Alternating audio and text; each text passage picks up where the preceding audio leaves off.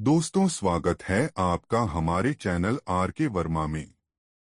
दोस्तों, एक बार तेनालीराम से प्रसन्न होकर राजा कृष्णदेव राय ने उसे ढेर सारी स्वर्ण मुद्राएं इनाम में दी। मुद्राओं का वजन इतना ज्यादा था कि तेनाली के लिए उन्हें उठाकर चलना मुश्किल था। बहरहाल किसी तरह तेनाली ने कुछ मुद्राएं अपनी जेबों में भर लीं और बची हुई मुद्राएं अपनी पगड़ी में भर ली। सभी दरबारी बड़े ध्यान से तेनालीराम को अपना इनाम समेटते हुए देख रहे थे और मुस्कुरा रहे थे। सभी मुद्राएं यहाँ वहां भरकर जब तेनालीराम जाते समय महाराज को सिजदा करने के लिए झुका तो उसकी ऊपर तक भरी जेबों में से सोने के सिक्के छन छन करते हुए फर्श पर बिखर गए और चारों ओर फैल गए। पूरा दरबार हंसी से गूंज उठा। दरबारियों को हंसते देखकर भी तेनालीराम पर कोई असर नहीं हुआ और वह एक एक कर नीचे गिरी हुई स्वर्ण मुद्राएं समेटने में लग गया। कुर्सियों, कालीन, सिंहासन, मेज आदि हर कोने से वह सिक्के समेटने लगा। तेनालीराम को इस प्रकार जमीन पर बैठकर सिक्के समेटते देखकर दरबारी आपस में खुसर-पुसर करने लगे। कितना लालची इंसान है, तेनाली कितना कंजूस है। हर ओर से यही फुसफुसाहट सुनाई दे रही थी।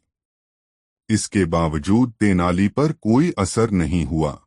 वह चुपचाप हर कोने से सिक्के समेटने में लगा रहा। राजा कृष्णदेव राय, जो बहुत देर से दरबार में चल रहे इस तमाशे को देख रहे थे, अब स्वयं को रोक न सके। तेनाली, अब बस करो। यह कैसी बेवकूफी भरी हरकत है। तुम हमारे दरबारी विदूषक हो, अष्टदिग्गजों में से एक हो। अपने रुतबे का कुछ तो ख्याल करो। ऐसी घटिया हरकत तुम्हें शोभा नहीं देती। महाराज ने तेनालीराम को डांटा।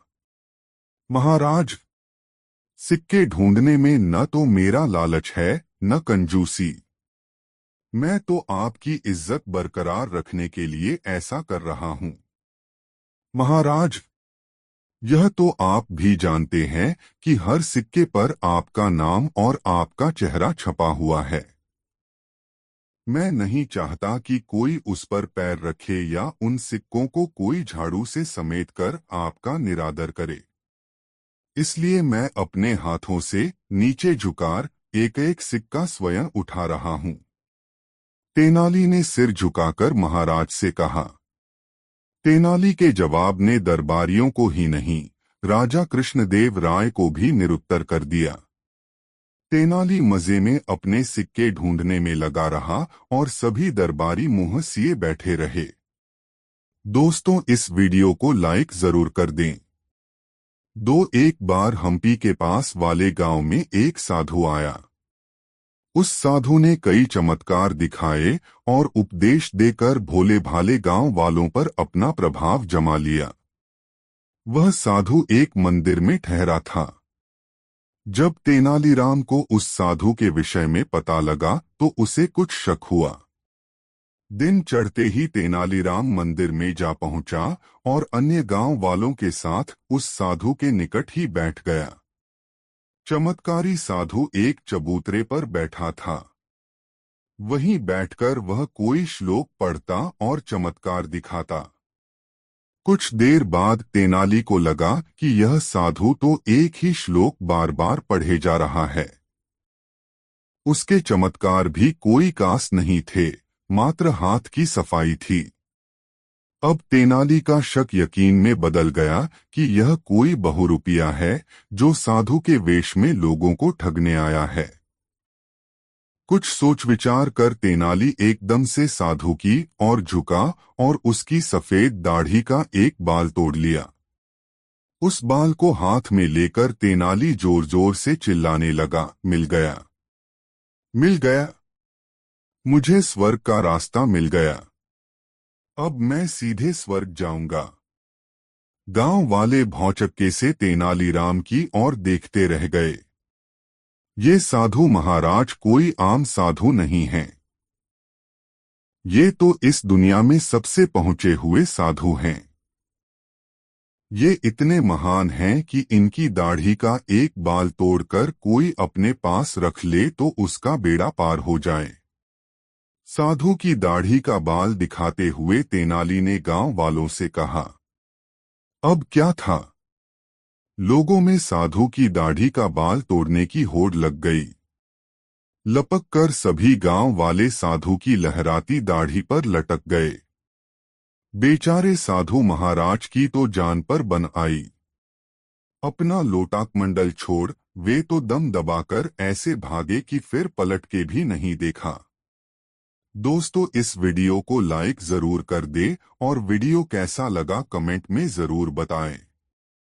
3 महाराजा कृष्णदेव राय एक कीमती रत्न जड़ित अंगूठी पहना करते थे।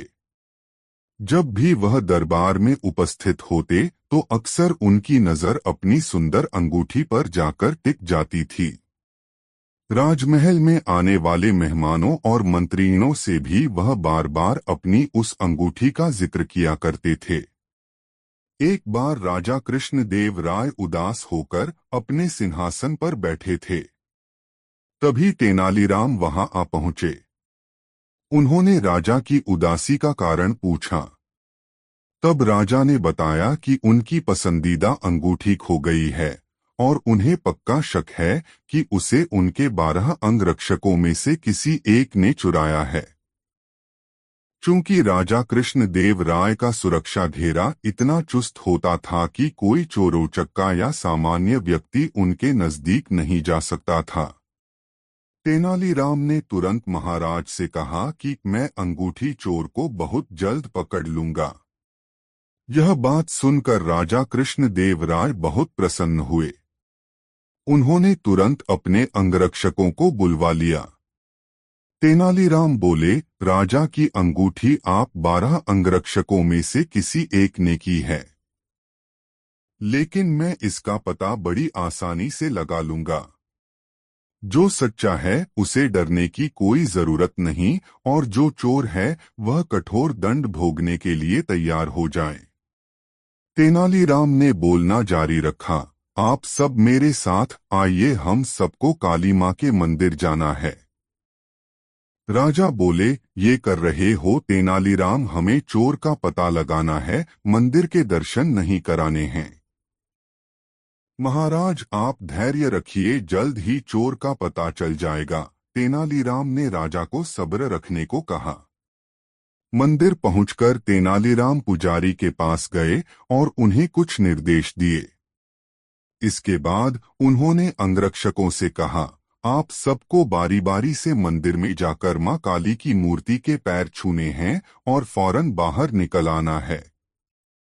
ऐसा करने से मां काली आज रात स्वप्न में मुझे उस चोर का नाम बता देंगी। अब सारे अंगरक्षक बारी बारी से मंदिर में जाकर माता के पैर छूने लगे। जैसे ही कोई अंगरक्षक पैर छूकर बाहर निकलता तेनालीराम उसका हाथ सूंघते और एक कतार में खड़ा कर देते। कुछ ही देर में सभी अंगरक्षक एक कतार में खड़े हो गए। महाराज बोले, चोर का पता तो कल सुबह लगेगा, तब तक इनका क्या किया जाए? नहीं महाराज, चोर का पता तो ला चुका है। 7वें स्थान पर खड़ा अंगरक्षक ही चोर है। ऐसा सुनते ही वह अंगरक्षक भागने लगा, पर वहां मौजूद सिपाहियों ने उसे धर दबोचा और कारागार में डाल दिया।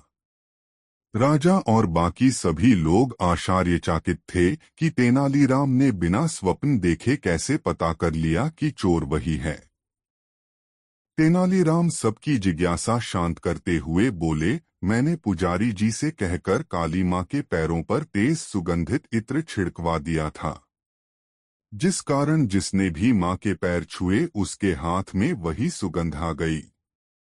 लेकिन जब मैंने 7वें अंगरक्षक के हाथ महके तो उनमें कोई खुशबू नहीं थी। उसने पकड़े जाने के डर से मां काली की मूर्ति के पैर छुए ही नहीं।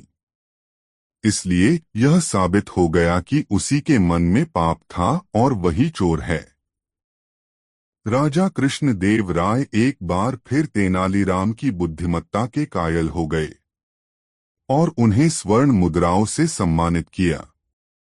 दोस्तों, इस वीडियो को लाइक जरूर कर दें। 4 विजयनगर राज्य का अपने पड़ोसी राज्य से मनमुटाव चल रहा था। तेनालीराम के विरोधियों को तेनालीराम के खिलाफ राजा कृष्णदेव राय को भड़काने का यह बड़ा ही सुंदर अवसर जान पड़ा। एक दिन राजा कृष्णदेव राय अपने बगीचे में अकेले बैठे पड़ोसी राज्य की समस्या के बारे में ही सोच रहे थे कि तभी एक दरबारी उनके पास पहुंचा और बड़ी होशियारी से इधर उधर झांकता हुआ राजा के कान के पास मुंह ले जाकर बोला, महाराज, कुछ सुना आपने? नहीं तो डॉट क्या हुआ? राजा चौंके। महाराज, क्षमा करें, पहले जान बख्श देने का वचन दें तो कुछ कहूं। जो भी कहना हो निस्संकोच कहो, डरने की कोई बात नहीं है, राजा ने दरबारी को अभय दान देते हुए कहा। महाराज, तेनालीराम पड़ोसी राजा से मिले हुए हैं। वे हमारे पड़ोसी राजा के साथ हमारे संबंध बिगाड़ना चाहते हैं। क्या बकते हो? राजा गरज कर बोले। मैं तो पहले ही समझ गया था महाराज। तेनालीराम ने आपके ऊपर ऐसा जादू किया हुआ है कि आप उसकी शिकायत सुन ही नहीं सकते, या यूं कहिए कि तेनालीराम की शिकायत आपके कानों को सहन नहीं होती। तेनालीराम राज्य का सच्चा वफादार है। वह कभी राजद्रोह नहीं कर सकता। तुम्हें कहीं से अवश्य ही गलत सूचना मिली है, राजा कृष्णदेव राय ने उस दरबारी से कहा। महाराज, आपको जितना विश्वास तेनालीराम की सच्चाई पर है, उससे कहीं अधिक विश्वास मुझे अपनी इस सूचना पर है। पूरी तरह जांच व परख करके ही मैंने आप तक यह सूचना पहुंचाई। जब उस दरबारी ने खूब जोर देकर अपनी बात कही तो राजा को सोचने पर मजबूर होना पड़ा। राजा ने कहा, ठीक है, मैं इस बात की जांच करूंगा और अगर तेनालीराम दोषी पाया गया तो उसे अवश्य ही कठोर दंड दिया जाएगा। राजा की इस बात से प्रसन्न होकर दरबारी अपने घर चला गया। दूसरे दिन कृष्णदेव राय ने तेनालीराम को एकांत में बुलवाया और बोले, तेनालीराम, हमें सूचना मिली है कि तुम हमारे शत्रु राजा से मिलकर हमारे विजयनगर राज्य को दूसरे के अधीन कराना चाहते हो। तेनालीराम ने जब अपने ऊपर लगाया गया यह आरोप सुना तो वह सिर से पैर तक कांप गया। वह राजा को इस बात का क्या उत्तर दे, उसे एकाएक यह भी सुझाई नहीं पड़ रहा था। राजा ने जब तेनालीराम को चुप देखा तो वह क्रोध से भभक उठे और बोले, तो तुम्हारे चुप रहने का यही अर्थ लगाया जाए कि तुम अपना अपराध स्वीकार करते हो? यह सुनकर तेनालीराम की आंखों में आंसू आ गए। वह बोला, महाराज की बात काटने का साहस न तो मैंने अब तक किया है और न ही कभी भविष्य में कर सकूंगा। राजा तो क्रोध से भरे हुए थे। तेनालीराम के इस उत्तर से वे और भी भड़क उठे। बोले, तुमने जिस पड़ोसी राजा से सांठगांठ की है, अब उसी के राज्य में जाकर रहो, मेरा राज्य कल ही छोड़ दो। इतने बड़े अपराध की इतना मामूली सजा? तेनालीराम ने राजा से कहा। तुम्हारी अब तक की सेवा को देखते हुए, मेरे तुम्हारे मित्रतापूर्ण संबंधों को देखते हुए तथा तुम्हारे पद की गरिमा को देखते हुए मैं तुम्हें इतना ही दंड देना उचित समझता हूँ। यदि कहीं अपराध किसी और ने किया होता तो मैं उसकी बोटी बोटी नुचवा लेता, राजा ने क्रोध में बिफरते हुए कहा। तेनालीराम ने राजा का फैसला सुना और अपनी सफाई में एक भी शब्द नहीं कहा। बेचारा चुपचाप सिर झुकाकर राजा के सामने से चला गया। दूसरे दिन जब तेनालीराम के विरोधियों ने यह सुना कि तेनालीराम राज्य छोड़कर चला गया है तो उनकी खुशी की सीमा न रही। वह सब राजा पर अपना प्रभाव बढ़ाने के उपाय सोचने लगे और अपनी पदोन्नति के मंसूबे बांधने लगे। तेनालीराम विजयनगर राज्य के शत्रु राज्य की राजधानी पहुंचा और वहां के राजा से मिला। उसने उस राजा के गुणों का वर्णन छंदबद्ध करके उसे सुनाया। राजा अपनी प्रशंसा सुनकर खुशी से झूम उठा। उसने तेनालीराम से उसका परिचय पूछा।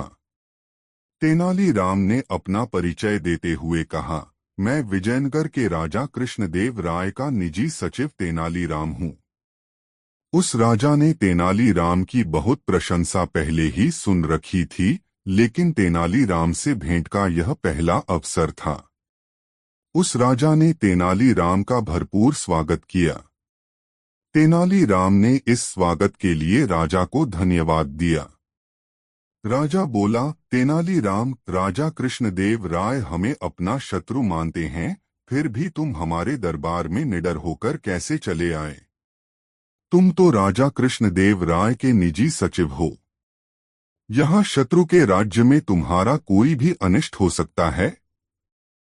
राजा ने हालांकि सच कहा था, फिर भी तेनालीराम ने मुस्कुराकर कहा, राजन, आप विद्वान हैं, आपके पास अपार शक्ति है।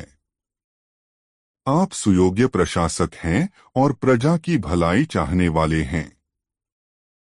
बिल्कुल ऐसे ही गुण हमारे महाराज में भी हैं। वे आपको अपना शत्रु नहीं, मित्र मानते हैं। आपकी इसी भ्रांति के निवारण के लिए महाराज ने मुझे आपके पास भेजा है। महाराज हमारे दुश्मन नहीं, दोस्त हैं।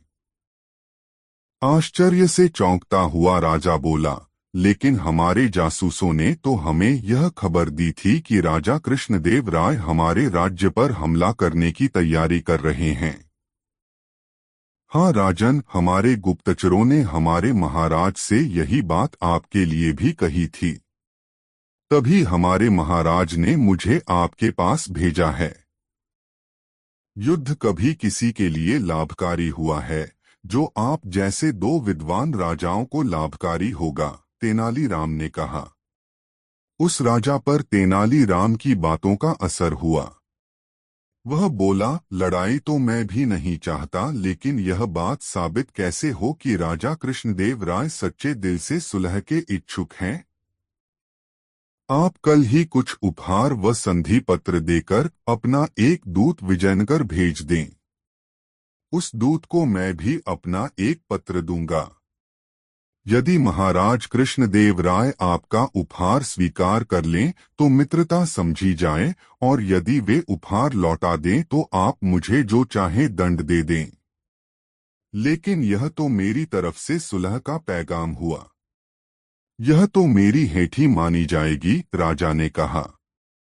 लेकिन संधि प्रस्ताव लेकर तो मैं स्वयं आपकी सेवा में उपस्थित हुआ हूं। पहल तो हमारे राज्य की ओर से है। राजा की समझ में यह बात आ गई। उसने दूसरे ही दिन अपना एक विशेष दूत कुछ उपहार साथ देकर विजयनगर भेज दिया। उधर राजा कृष्णदेव राय को भी यह पता चल चुका था कि तेनालीराम बेकसूर था।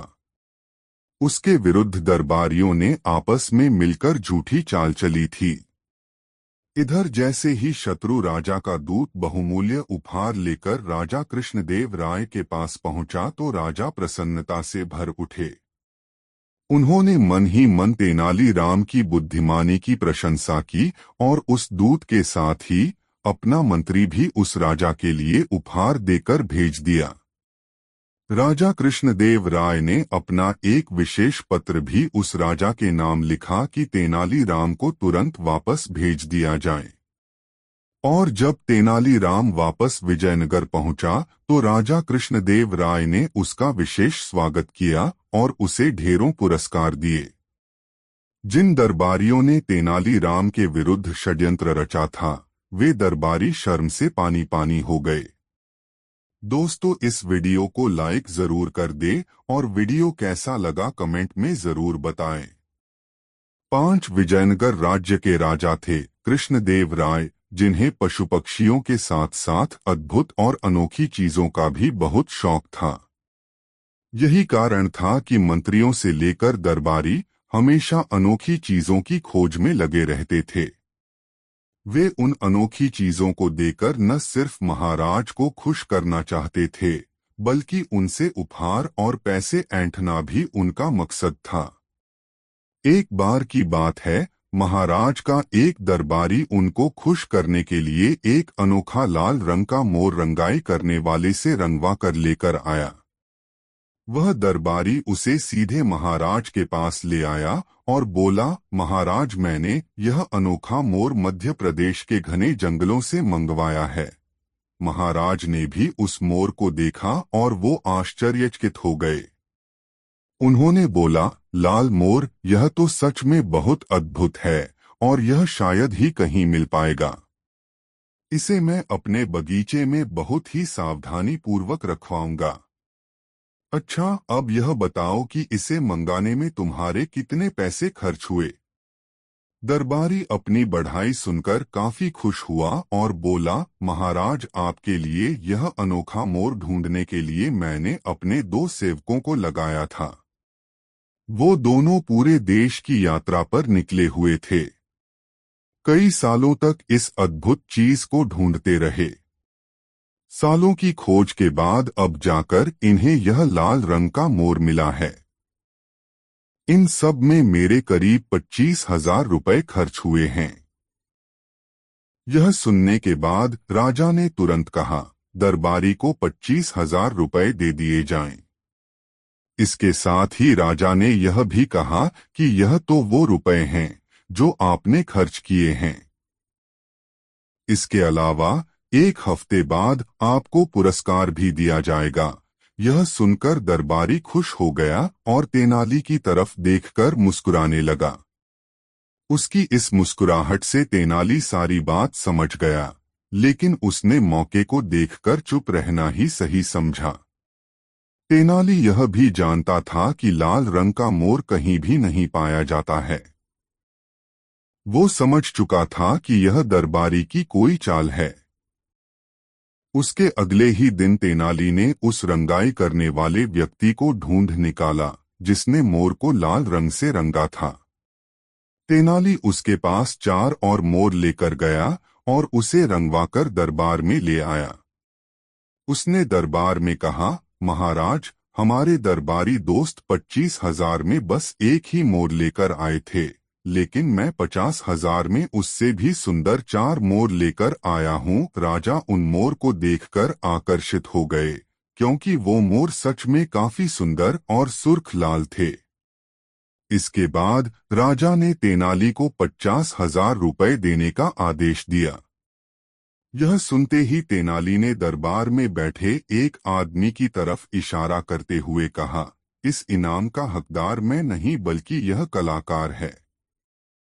इसी कलाकार ने नीले मोर को लाल रंग में बदला है। यह किसी भी चीज के रंग को बदल सकता है, इसमें यह कला है।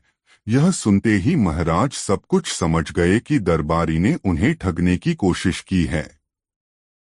राजा ने तुरंत दरबारी को दिए गए 25,000 लौटाने का आदेश दिया और साथ ही 5,000 का जुर्माना भी लगाया। इसके साथ ही उसने कलाकार को पुरस्कार भी दिया। कहानी से सीख। बच्चों, देखा जाए तो इस कहानी में 2 सीख है। पहली कि कभी भी लालच नहीं करना चाहिए और दूसरी बात कि कभी भी किसी खूबसूरत चीज को देख जल्दबाजी में फैसला नहीं करना चाहिए। दोस्तों, वीडियो को लाइक जरूर कर दें। 3 महाराजा कृष्णदेव राय एक कीमती रत्न जड़ित अंगूठी पहना करते थे। जब भी वह दरबार में उपस्थित होते तो अक्सर उनकी नजर अपनी सुंदर अंगूठी पर जाकर टिक जाती थी। राजमहल में आने वाले मेहमानों और मंत्रियों से भी वह बार बार अपनी उस अंगूठी का जिक्र किया करते थे। एक बार राजा कृष्णदेव राय उदास होकर अपने सिंहासन पर बैठे थे। तभी तेनालीराम वहां आ पहुंचे। उन्होंने राजा की उदासी का कारण पूछा। तब राजा ने बताया कि उनकी पसंदीदा अंगूठी खो गई है और उन्हें पक्का शक है कि उसे उनके 12 अंगरक्षकों में से किसी एक ने चुराया है। चूंकि राजा कृष्णदेव राय का सुरक्षा घेरा इतना चुस्त होता था कि कोई चोरोचक्का या सामान्य व्यक्ति उनके नजदीक नहीं जा सकता था। तेनालीराम ने तुरंत महाराज से कहा कि मैं अंगूठी चोर को बहुत जल्द पकड़ लूंगा। यह बात सुनकर राजा कृष्णदेव राय बहुत प्रसन्न हुए। उन्होंने तुरंत अपने अंगरक्षकों को बुलवा लिया। तेनालीराम बोले, राजा की अंगूठी आप 12 अंगरक्षकों में से किसी एक ने की है, लेकिन मैं इसका पता बड़ी आसानी से लगा लूंगा। जो सच्चा है उसे डरने की कोई जरूरत नहीं, और जो चोर है वह कठोर दंड भोगने के लिए तैयार हो जाए। तेनालीराम ने बोलना जारी रखा, आप सब मेरे साथ आइए, हम सबको काली मां के मंदिर जाना है। राजा बोले, ये कर रहे हो तेनालीराम, हमें चोर का पता लगाना है, मंदिर के दर्शन नहीं कराने हैं। महाराज आप धैर्य रखिए, जल्द ही चोर का पता चल जाएगा। तेनालीराम ने राजा को सब्र रखने को कहा। मंदिर पहुंचकर तेनालीराम पुजारी के पास गए और उन्हें कुछ निर्देश दिए। इसके बाद उन्होंने अंगरक्षकों से कहा, आप सबको बारी बारी से मंदिर में जाकर मां काली की मूर्ति के पैर छूने हैं और फौरन बाहर निकल आना है। ऐसा करने से मां काली आज रात स्वप्न में मुझे उस चोर का नाम बता देंगी। अब सारे अंगरक्षक बारी बारी से मंदिर में जाकर माता के पैर छूने लगे। जैसे ही कोई अंगरक्षक पैर छूकर बाहर निकलता, तेनालीराम उसका हाथ सूंघते और एक कतार में खड़ा कर देते। कुछ ही देर में सभी अंगरक्षक एक कतार में खड़े हो गए। महाराज बोले, चोर का पता तो कल सुबह लगेगा, तब तक इनका क्या किया जाए? नहीं महाराज, चोर का पता तो ला चुका है। 7वें स्थान पर खड़ा अंगरक्षक ही चोर है। ऐसा सुनते ही वह अंगरक्षक भागने लगा, पर वहां मौजूद सिपाहियों ने उसे धर दबोचा और कारागार में डाल दिया। राजा और बाकी सभी लोग आश्चर्यचकित थे कि तेनालीराम ने बिना स्वप्न देखे कैसे पता कर लिया कि चोर वही है। तेनालीराम सबकी जिज्ञासा शांत करते हुए बोले, मैंने पुजारी जी से कहकर काली मां के पैरों पर तेज सुगंधित इत्र छिड़कवा दिया था, जिस कारण जिसने भी मां के पैर छुए उसके हाथ में वही सुगंध आ गई। लेकिन जब मैंने 7वें अंगरक्षक के हाथ महके तो उनमें कोई खुशबू नहीं थी। उसने पकड़े जाने के डर से मां काली की मूर्ति के पैर छुए ही नहीं। इसलिए यह साबित हो गया कि उसी के मन में पाप था और वही चोर है। राजा कृष्णदेव राय एक बार फिर तेनालीराम की बुद्धिमत्ता के कायल हो गए और उन्हें स्वर्ण मुद्राओं से सम्मानित किया। दोस्तों, इस वीडियो को लाइक जरूर कर दे और वीडियो कैसा लगा कमेंट में जरूर बताएं। 4 राजा कृष्णदेव राय के निजी बगीचे में बैंगन के पौधे थे जो बिना बीज के थे। राजा की आज्ञा के बिना न तो कोई उस बगीचे में जा सकता था, न ही कोई फल तोड़ सकता था। राजा कृष्णदेव राय के अतिरिक्त किसी ने वे बैंगन नहीं चखे थे। एक दिन राजा कृष्णदेव राय ने सभी दरबारियों को राजमहल में दावत पर बुलाया। दावत में बिना बीज वाले 49 बैंगनों का सालन भी बना था। तेनालीराम को वह इतना पसंद आया कि घर लौटकर भी वह उसी की बात करता रहा। तेनाली से उन बैंगनों की इतनी तारीफ सुनकर उसकी पत्नी ने भी बैंगन खाने की इच्छा प्रकट की। लेकिन मैं वे बैंगन तुम्हारे लिए कैसे ला सकता हूँ? तेनालीराम अपनी पत्नी से बोला, अरे महाराज को वे बैंगन इतने प्रिय है कि पेड़ से एक भी कम हो जाए तो वे पूरा राजमहल सर पर उठा लेते हैं। मैं तो रंगे हाथों पकड़ा जाऊंगा। पर तेनाली की पत्नी न मानी। स्त्री हठ के आगे तेनाली को झुकना ही पड़ा और वह शाही बगीचे से बैंगन चुराकर लाने के लिए तैयार हो गया। अगले दिन शाम के समय तेनालीराम चुपके से शाही बगीचे में घुसा और कुछ बैंगन तोड़ लाया। उसकी पत्नी ने बड़ी लगन से बैंगन की सब्जी बनाई। सब्जी बहुत अच्छी बनी थी। तेनाली की पत्नी को बहुत पसंद आई। वह अपने 6 साल के बेटे को भी वह सब्जी चखाना चाहती थी, पर तेनाली ने उसे मना करते हुए कहा, ऐसी गलती मत करना। अगर उसके मुंह से किसी के सामने निकल गया तो मुसीबत में पड़ जाएंगे। पर तेनाली की पत्नी न मानी। यह कैसे हो सकता है कि वह इतना बढ़िया भोजन करे और अपने लाल को चखाए भी नहीं। इस सब्जी का स्वाद तो ताउम्र जुबान पर रहेगा। आप कोई तरकीब निकालो न जिससे सांप भी मर जाए और लाठी भी न टूटे। हारकर तेनालीराम ने हथियार डाल दिए और छत पर सो रहे अपने पुत्र को उठाने गया। परंतु उसे उठाने से पहले तेनाली ने एक बाल्टी पानी से भरी और सोते हुए पुत्र पर डाल दी। हड़बड़ाकर उसने आंखें खोल दी तो उसे गोदी में उठाते हुए तेनालीराम बोला, जोर की बारिश हो रही है, चल भीतर चल कर सोते हैं।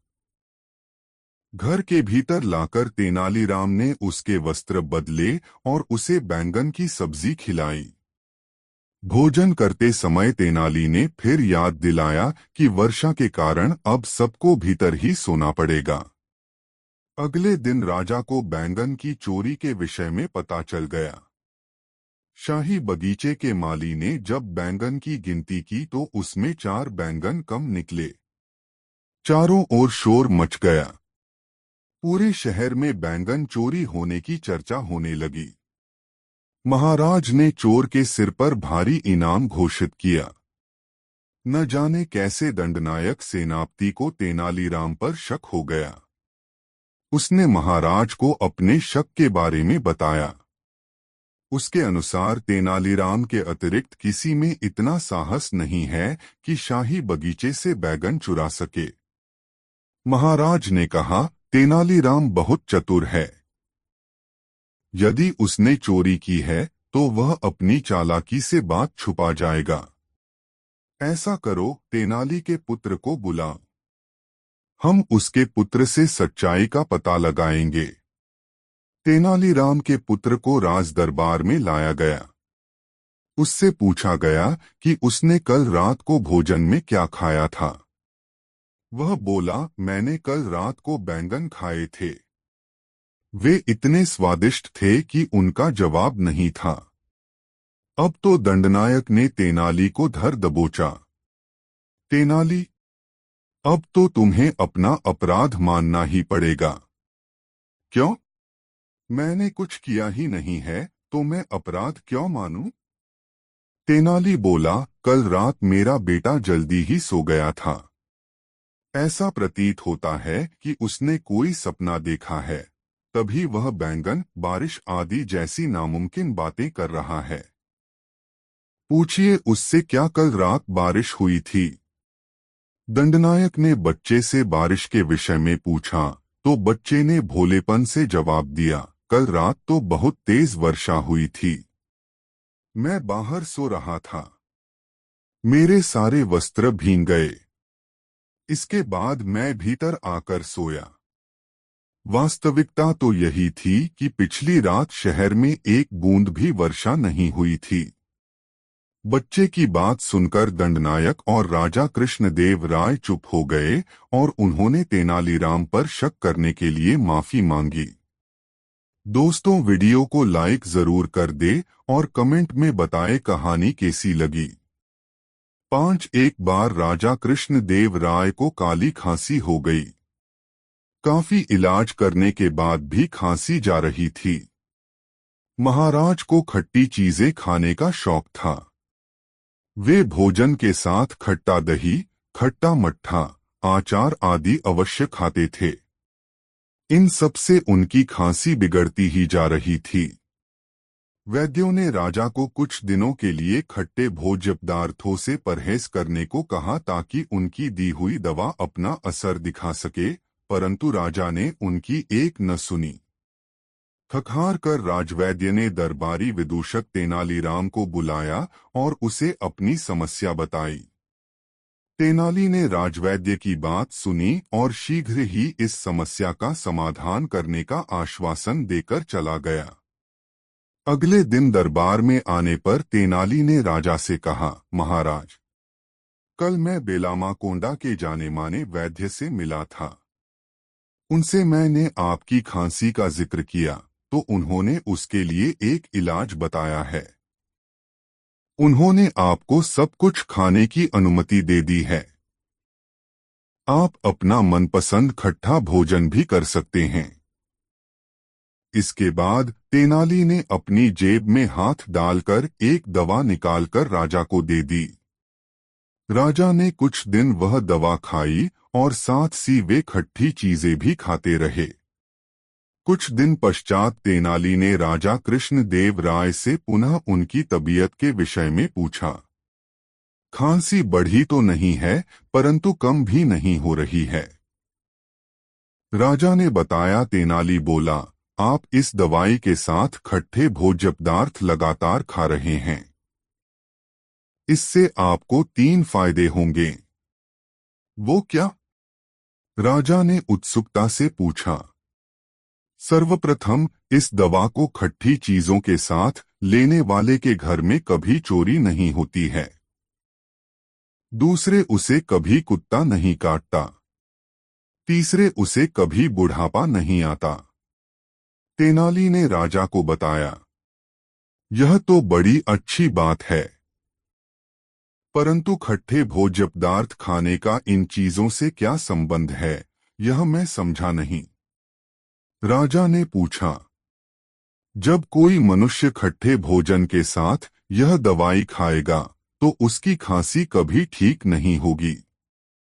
वह दिन रात खांसता रहेगा तो उसके